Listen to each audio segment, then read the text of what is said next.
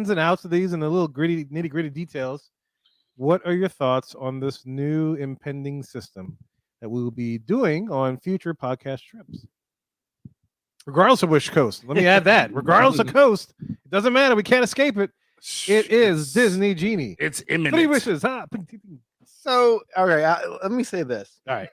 I totally understand the idea of people having fond memories of Fastpass in and around circa around 2008. Up until that point, I totally get the idea. I don't understand the vitriol and the anger for the loss of Fastpass Plus, because to me, maybe not from the get-go, because it took a while for people to learn the system, but once people learn the system, Fastpass Plus became a nightmare. It was a headache. It was a broken system. It stopped being a perk years ago and became a burden. It was a booking nightmare. Like, oh my God, I'm this far out. Well, I want to stay I got to stay on site, because if I don't stay on site, I only got 30 days to book as opposed to 60. I need that additional 30 days to make sure I got a jump start to get some of the better rides. So it was more of an incentive to stay on site, to go ahead and book on site. So I did that. And then even then I could lose out to somebody who had booked a longer vacation, because their booking period started quicker than mine. So anybody and everybody that, if I booked a 4-day vacation and there were enough people who booked a 7-day vacation or more, all those days were open for them to book as many fast passes as they want, and they were gobbling up minimum 3 at a time. If you stay in the concierge level, even more at the concierge. Is that not right? Yeah. So I think you were dealing with a broken system here for a long time. I don't get the nostalgia and love and heartbreak that people are feeling. We've talked about this multiple times in the show. The biggest reason my Disney vacation dollars are spent in Anaheim, California, which is upwards of 3 hours away by flight, and usually you have to take a connecting flight to get there, as opposed to taking a hour and 20-minute flight up to Florida nonstop, is because of Fastpass Plus. It ruined the Disney system. We were going to Disneyland to do Max Pass, have the flexibility, not have all this crap planned out in advance. I don't see how people have this nostalgia for a system that was broken, that was unfair. It was basically a lottery system. You logged in, place your bets. Good luck to you. Hope you get that, I don't know, Mickey and Money Runaway Railway Fast Pass. Hope you get it. Hope you get that flight of passage. Good luck to you, sir. Slinky dog, and boo. And even if you got it and you're like, "Yay, I won. I got the lottery." And if something happened that day, you damn sure couldn't reschedule. You were just screwed.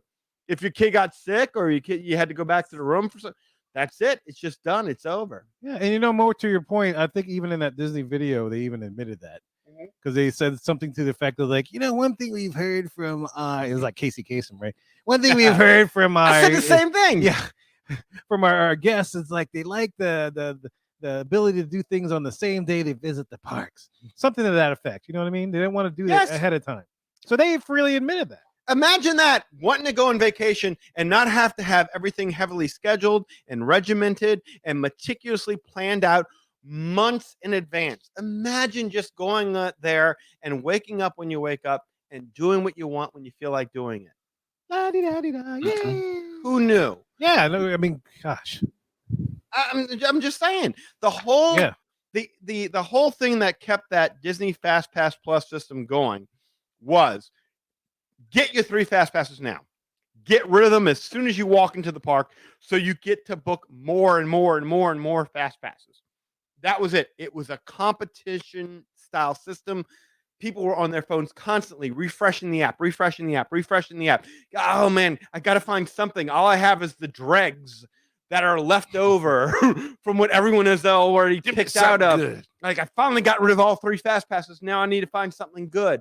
And you're just on your phone, refresh. Mm-hmm. Try, okay, you book 3 and I'll book 4. And like, we can't do them together, so we'll split them up. Like, any way and every way that you could think of to get your party on the attraction. I mean, it was ridiculous. I mean, you and I were there when Fastpass Plus was first implemented in 2008. I mean, there was no line for Living with the Land or Figment or anything. We watched it like with the Fastpass line was longer than the standby line, where you'd go over there and you'd have to ask, "Can you just scan this?"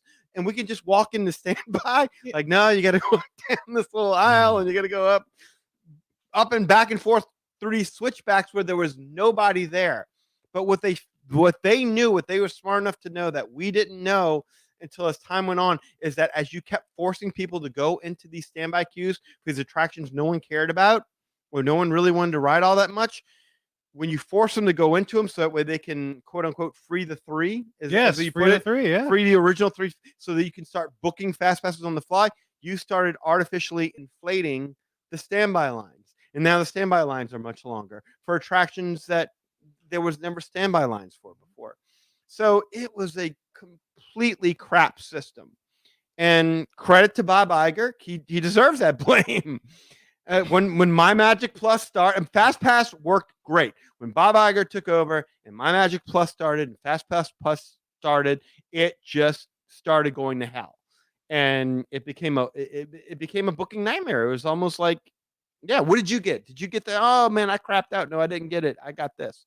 So yeah, I mean, I'm glad it's dead. I'm glad it's gone. I'm glad it is what replaced it now. And this is before we get into what replaced it. Mm-hmm. I just needed to get all that out just because we've said it a million times. In fact, we've had listeners write in and tell us, quit talking about Disneyland. You're going to send everybody over here, damn it. Yeah, we don't want people coming. Stay over there. Yeah, stay with that program. We talked to us like, guys, you're better Disney vacation is waiting for you in Anaheim. People are like, shut up, ixnay on the X-Pass May, you know? Yeah, no, I totally agree, man. It's like anything that helps me and my family have an equal footing with everybody else, because we don't rope drop. No. You know, we don't get up early and hit the parks. We have all intentions to do it. Maybe one day out of our week vacation, we might actually make it. Mm-hmm. But we like to sleep in, relax, have a breakfast, and go to the parks, play around. We'll stay out late, you know, but we want to have a chance to get some of those high level attractions too. Whereas before with Fastpass Plus, man, it was tough. Yeah. Good luck if you're in, but right. And if you wanted it, then you would have to have left then. And it's like, man, with baby's not even dressed, we gotta freaking do it quickly, you know, and get out the door. It's like, I just don't like planning like that, you know. Yeah, you can't take your baby out there with just a diaper on. That's just wrong. I'll give you an example, and Lee can attest to this. We were set to go, not last Thanksgiving, but the Thanksgiving before that, we were set to go to Colorado. Colorado got snowed in. Couldn't even fly into the airport. We're like, well, we got this vacation time off. We got this time approved. We knew we had Disney points on a Disney visa. So we're like, call up Lee. Lee, we want to go to Disney World tomorrow. Book it. You remember that, Lee? Yes. Yeah. Okay. So Lee remembers this. Yes. So we go ahead and do it. But there was nothing left. When we got there, we saw tiki birds, we saw country bears, we saw what we could get into, but the kids never got to see, and we went with our neighbors who had never been, or they were there, but a long time ago before the kids were born. They never got to see the next level because it just wasn't available. And that's what again, the idea that you can book a Disney trip forget. I mean, you know, the idea you could book a last minute vacation and have a chance of getting something. Thank you. To your point, it's just, to me, it's awesome because my parents and I, we used to do that all the time. Exactly. You know, we come back from a vacation, we'd hop off the plane. It's like, hey, we got 3 days. Let's head down to Disney. Yes. You know? And we could have a great time. Yeah, but I mean, they made it to where you couldn't do that. You had to know you were going to Disney at least minimum 3 months in advance. Yeah. Interesting. And we want to just take a second and thank our lovely Patreon supporters. There they are. And in fact, what you see here is our first Patreon supporters that we've ever had. Definitely appreciate it. And look, if you want to up your support of the Magic Our Way podcast, go to patreon.com/Magic Our Way. There you'll find 5 awesome tiers from which you can choose from to help support the Magic Our Way podcast. Again, go to patreon.com/Magic Our Way.